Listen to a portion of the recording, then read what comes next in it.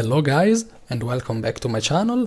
Today I want to cover the Power Dragonhunter build for War vs World. This is a very strong DPS build, almost on par with the Berserker and the Holosmith. It lacks a bit of the burst Berserkers and Holosmiths have, but still it can generate a lot of burst and sustain DPS. The Dragonhunter in the past used to use the longbow, but it was nerfed over time, like few months ago, and also the hammer was buffed, and in the meanwhile the Greatsword was always very strong on the Dragonhunter, so especially in this melee meta I chose to go for a build which runs for hammer and Greatsword. This is the build. We run Zeal, Radiance and Dragonhunter. On Zeal we run Zealous Scepter. We get basically one stack of might each time we trigger our F1 passive, and our F1 passive gets triggered once every 5 hits on enemies, so we will hit a lot of enemies for a lot of time, especially with our Greatsword Skill 2 and also Procession of Blade, which is our trap, so we will get a lot of hits on the enemies and hopefully we will get a lot of might. Let's try it on these guys here. You see how much might you can generate on yourself. The duration is kinda low, but it's enough for your burst damage to get buffed by the might stacks. Then we have this minor trait which is really strong. Symbols inflict vulnerability on foes, deal increased strike damage to vulnerable foes, 5% increased damage and free vulnerability on enemies, which is very good to have.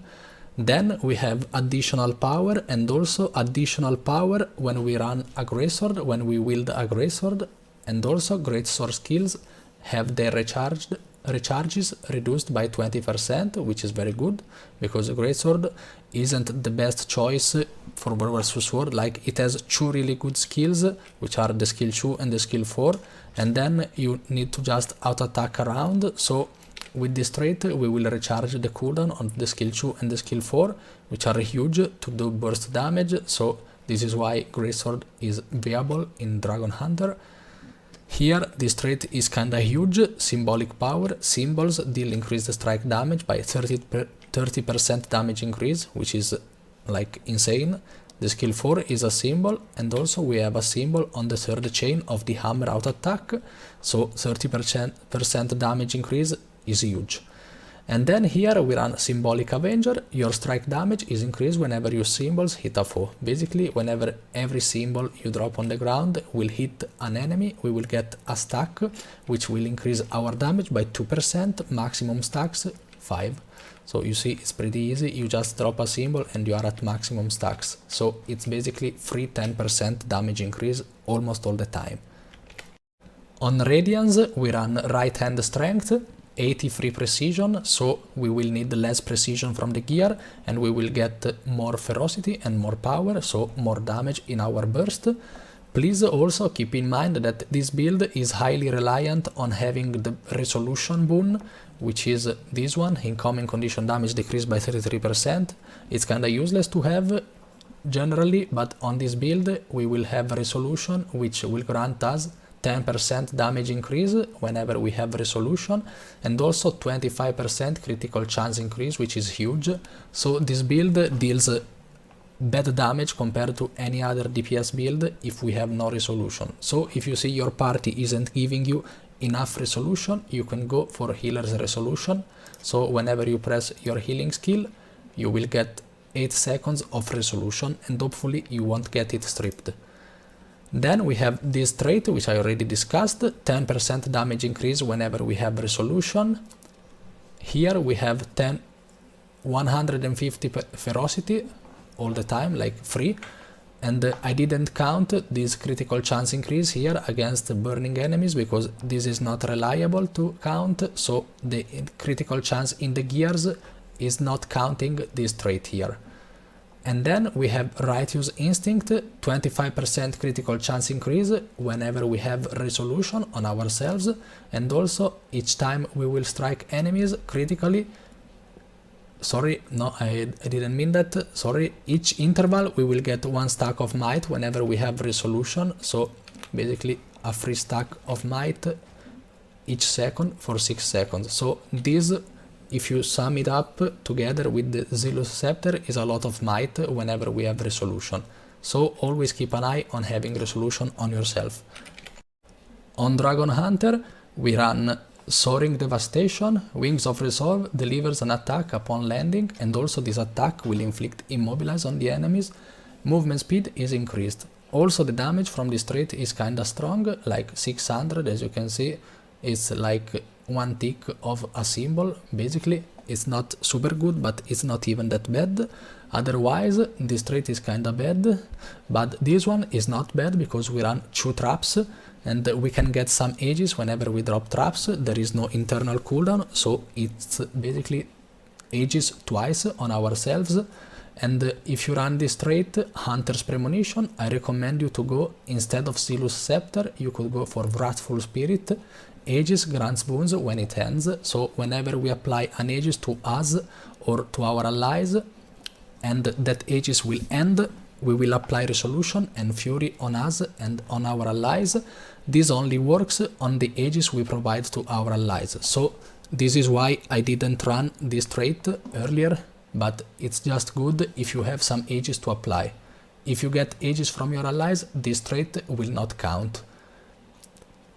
Here we get some Vitality, then here the Bulwark is 2 seconds increase in our F3 shield and also increase the radius in front of you, so it's 5 seconds of free blocks of anything, and this is why, for example, Support Dragonhunter exists. Basically you go in front of your allies and press your F3 and you block everything for your allies. Then here some damage increase based on the distance on the enemy, it's okay, passive damage. And then here, gain stability when disabling an enemy. We will not disable a lot of enemy. The good part is deal increased strike damage to disable or defiant foes. So basically it's 10%, 15% sorry, damage increase to enemies which are stunned.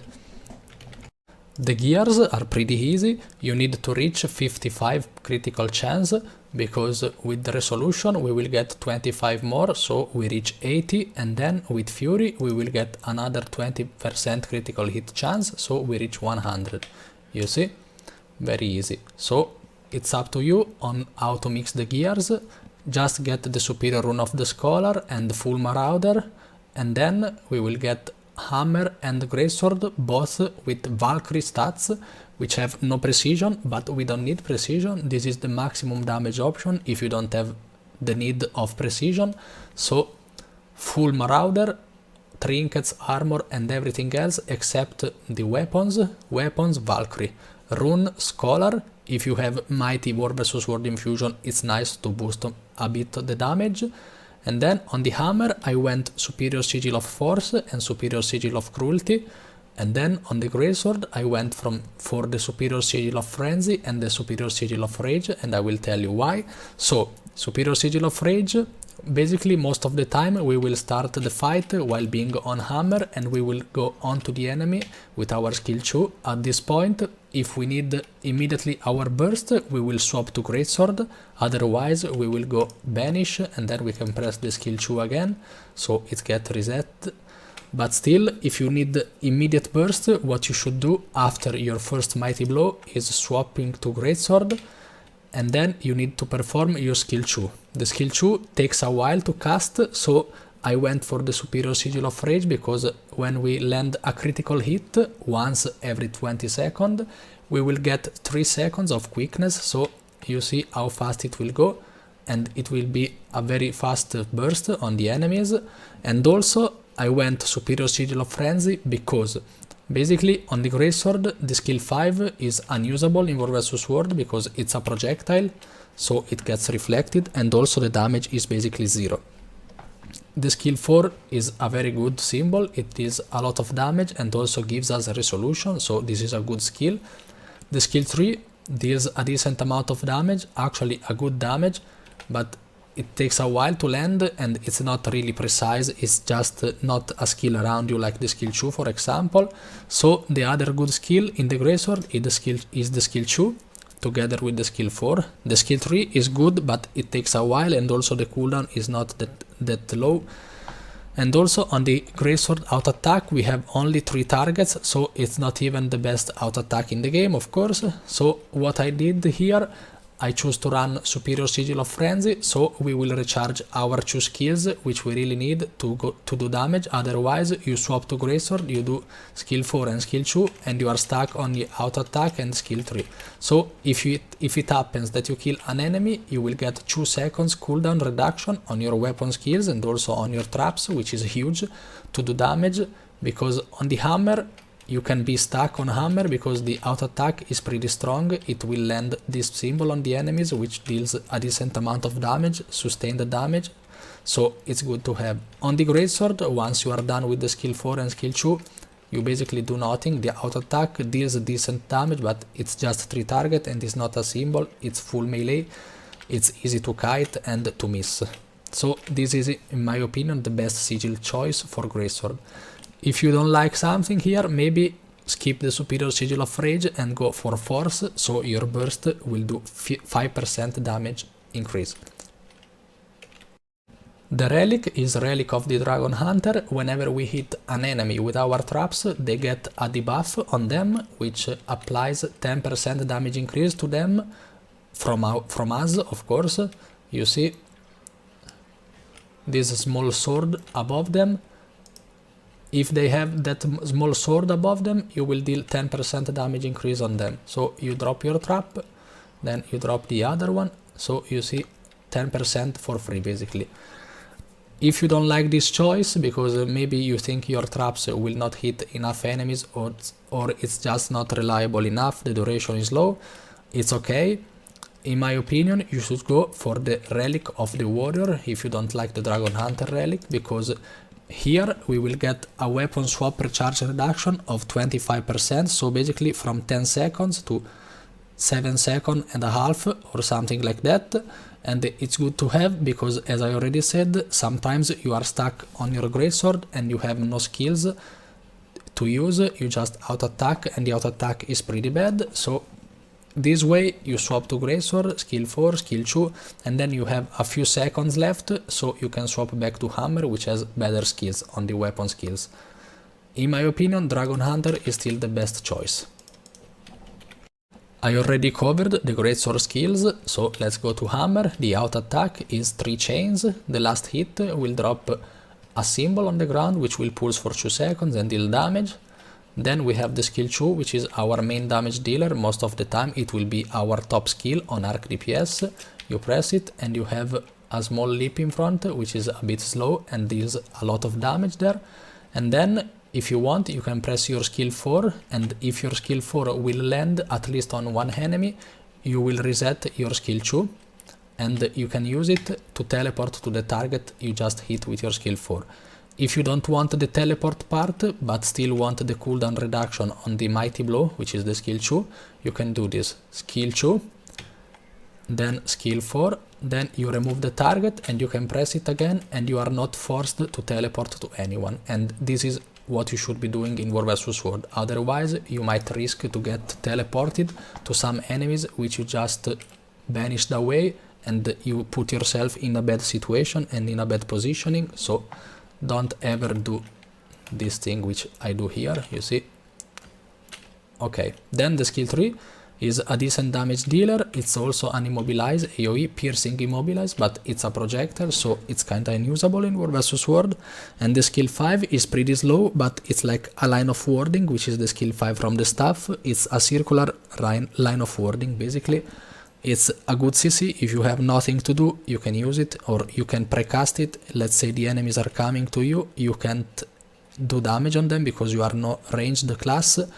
You can cast this, so whenever the enemies are onto you, they get 1 stack of stability removed, and if they don't have stability, they get CC'd by this skill. Your F1 is this spear, which is unblockable. You cast it, you see, it also pierces, so it can hit multiple targets, and if you press it again, you will pull the targets to you. These golems are not pullable, but still you can use it to pull people from above the walls. For example, they are free casting from above there. You press F1 and then you pull them by pressing it again. The skill 2 will remove conditions from us and also will remove immobilize and also apply immobilize, healing and damage at the end of it, because we have a trait which applies immobilize and deals damage. And also it's very nice to leap away or to leap in the enemies. Let's say you are behind your commander, you are about to engage on them, you have nothing to get there, F2 and you leap into them. Then we have the skill F3, which is the best virtue we have. Basically we are almost immortal for 5 seconds. Let's say immortal because almost immortal because the unblockable attacks will still manage to land on us, and also if we have enemies behind us or on the side, they will still hit us. So when you use this, always try to go in front of the enemies so they cannot hit you. The utility skills, in my opinion, you should go for Litany of Wrath as a healing skill, because you will deal a lot of damage, also passive damage from your symbols and from your traps. So let's say you are in a bad situation, you are like 6k HP, you drop your traps and you move away, and this skill will heal you and you have to do nothing, just let the traps do damage on the enemies. Then we have Procession of Blade, which is the spinning trap which I just dropped. Let's see it again when it's up. So Sword of Justice is our only ranged option. It's a utility skill which deals a lot of damage actually, but it's kinda slow to cast, but still it's very good to finish the enemies. So let's get to Procession of Blade. It will trigger and it will deal like this damage, is a decent amount of damage. It's 10 spins and each spin will hit 5 enemies, so you can hit basically ideally 50 enemies with it, and so we will get this bonus from the Relic of the Dragonhunter on all of them. And then we have Test of Fate, which deals almost 0 damage when it starts, but if you proc it like this, you see the damage after an enemy crosses its borders, it's a lot of damage, and it's also unblockable. The crossing damage is unblockable. This is a very important part. You should be dropping Test of Fate not while inside the enemy zerg, but a little bit before, so they will get a lot of damage because they will cross it. Let's see it. For example, if I can pull this guy, you see 2k damage. It was not critical, of course, but still, you see the damage is very good. The utility skill, the elite skill, sorry, is Renewed Focus. We will get invulnerable for 3 seconds, and also we will recharge our F1, F2 and F3, so we have twice of everything. Another spear, we have another leap, Condi removal, immobilize, damage and leap, and then another 5 seconds of block and Aegis, which is very huge. A clip I recorded a few days ago, so basically let's say a fight, how it goes in a real fight. Okay, here I'm CC'd, I'm about to go on my commander because I'm stuck behind. I immediately use my F3, you see the enemies are here, they are basically free casting on us if they want. I cast my F3, so this side is covered by my blocks on the F3. And immediately skill 2. What I recommend to do on the Dragonhunter is using your F3 before going into melee with your skill 2 from the hammer, so you are sure you will not instantly die, because if you are leaping in front on the enemies, basically you are not you are not dodging, because this skill will not grant you evade or evasion or anything else or invulnerability, so you are super vulnerable during the leap. So always try to cast your F3 before your skill 2 on the hammer, so you are sure you will not insta die. At this point I am inside the enemies, I start some auto attacking, I dropped some traps to finish the downies, these guys went down pretty fast. Here I have nothing left because the enemies are unranged, so I start casting my Sword of Justice.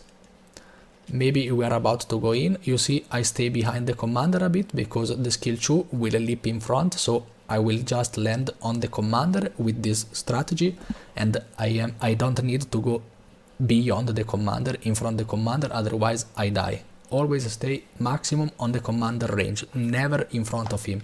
This applies on every class, of course. At this point I keep out attacking so I can generate some symbols on the ground which will finish the enemies.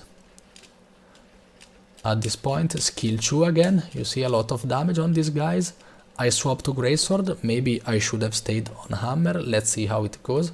Immediately skill 4 because it deals damage, it's a symbol of course, and also it applies resolution on me and I need resolution for the critical chance as I already said earlier in this video, and also for the damage increase. Skill 2 from the Greatsword, I went down, I was a bit reckless, but you see also other guys went down from my squad. I managed to get revived. Immediately my healing skill, and then I drop my Sword of Justice, which will do damage for me and it will heal me. Then I go invulnerable. At this point we are about to clash on the enemies again.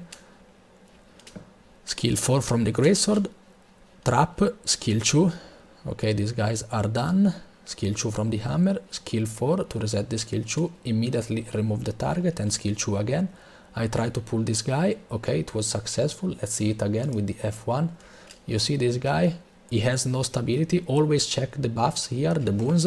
It has no stability, F1, press it again, pull him to you, and he's dead. This is another clip I want to see with you. It's kinda long, I will not cover it all, otherwise we stay here like 30 minutes, so let's see how it goes. I will try to pause the least I can. So here the enemies are behind this pillar. I land my traps because they have a radius, so as you can see it will deal damage around me, also beyond the pillar. At this point I can out attack with the hammer and you see it will land and it will apply the symbol on the ground because the third hit is cast on them. Sword of Justice, out attacks, and then Greatsword, skill 4 and skill 2, I got cancelled, almost dead basically. Sword of Justice, I have nothing left, the enemies are ranged here. Skill 4, skill 2, while going into the enemies it was a bit risky because I had no dodges. Traps, doing the job, skill 2. Healing skill, Sword of Justice, trying to pull someone, I failed it. Then skill 2, out attacks at this point. If you see you don't need the burst from the Greatsword immediately, always stay on the hammer because the out attack is just better, and also the skill 2 is more damage in a single hit instead of the skill 2 from the Greatsword, which is multiple hits. Out attack, you see how much the symbols will do, the symbol of protection from the hammer. Skill 2, you see now we went full melee, we committed, so it's time to swap to Greatsword. Immediately I go F3, so I'm safe when I swap. F3, skill 2, and then I swap, I immediately get the quickness from the Sigil of Rage, skill 4 and skill 2 to do damage on these guys. We burst them, they die. And at this point the fight keeps going, but basically in a few minutes we get the Lord and we get the keep, but we won here. This is all for today's video. Thank you for watching, guys. Please consider leaving a like and a subscribe to my channel if you like my content, of course, and you want to see more. And also you can turn in the bell so you get a notification each time I post a video. Let me know in the comments your thoughts about the Dragonhunter, which weapons you would like to run, or what you run, what works for you. I'm always open to new build and to any opinion, if they make sense, of course. This class, I said in the beginning of this video, is a bit harder, it's a bit harder than Holosmiths and Berserker, and it will hit a bit softer, like it's not the same amount of burst damage, but still in longer fights it can really do crazier damage than Berserkers and Holosmiths. And also the burst damage, if you manage to hit your skill 2 from the hammer twice and also the skill 2 from the Greatsword, is insane. So this class, in my opinion, is in the same range of damage and overall skill of Berserker and Holosmith. I would rank them as an S tier DPS class. See you on to the next video, and again, thank you for watching.